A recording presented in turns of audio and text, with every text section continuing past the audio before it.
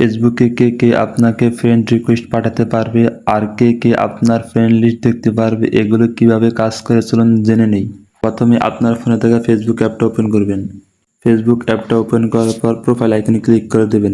Click করে দেওয়ার পর উপরে দেখুন সেটিং আইকনে, সেখানে ক্লিক করে দেবেন। তারপরে স্ক্রল করে নিচের দিকে আসবেন আর এখানে দেখুন লেখা আছে how people can find and contact you, এখানে ক্লিক করে দেবেন। তারপর উপরে দেখুন লেখা আছে who can send you friend request, এখানে ক্লিক করে দেবেন। এখন আপনাকে কে কে ফ্রেন্ড রিকোয়েস্ট পাঠাতে পারবে সেটা সিলেক্ট করে দিবেন। উপরেরটা হলো এভরিওয়ান, এটা অন করে দিলে আপনাকে সবাই ফ্রেন্ড রিকোয়েস্ট পাঠাতে পারবে। আর এখানে দেখুন লেখা আছে ফ্রেন্ড অফ ফ্রেন্ড, এটার অর্থ হলো আপনার বন্ধুদের বন্ধুরা আপনাকে ফ্রেন্ড রিকোয়েস্ট পাঠাতে পারবে। অনেকের নিচে অনলি মি থাকতে পারে, ওটার কাজ হলো আপনাকে কেউ ফ্রেন্ড রিকোয়েস্ট পাঠাতে পারবে না। আমার এই সেটিংটা নাই, আপনাদের থাকতে পারে অথবা নাও থাকতে পারে।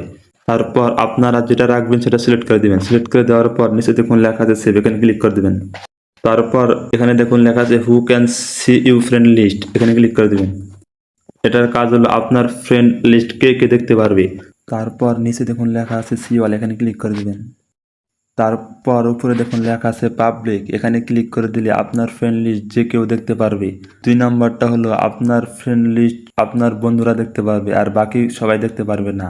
আর 3 নম্বরে দেখুন লেখা আছে ক্লোজ ফ্রেন্ড, এটার অর্থ হলো আপনি যাদেরকে পারমিশন দিবেন তারাই দেখতে পারবে।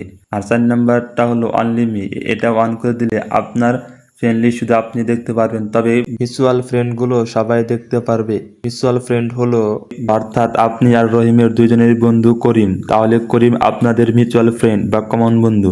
5 নম্বরে লেখা আছে ডোন্ট শো, এটার অর্থ হলো আপনার ফ্রেন্ড লিস্ট কারা কারা দেখতে পারবে না।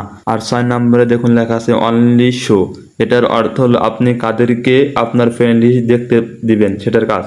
এখন দেখাইতেছি এই 3টা কিভাবে কাজ করে। আপনি যেটা সিলেক্ট করবেন সেটার উপরে ক্লিক করে দিবেন। তারপর আপনি টিক মার্ক দিয়ে দিবেন, অর্থাৎ আপনার ওই অনুযায়ী আপনি টিক মার্ক দিয়ে দিবেন। টিক মার্ক দেওয়ার পর নিচে দেখুন লেখা আছে ডান, এখানে ক্লিক করে দিবেন। এভাবে close friend, don't show, only show select করতে পারবেন। সিলেক্ট করার পর নিচে দেখুন লেখা আছে সেভ, এখানে ক্লিক করে দিবেন।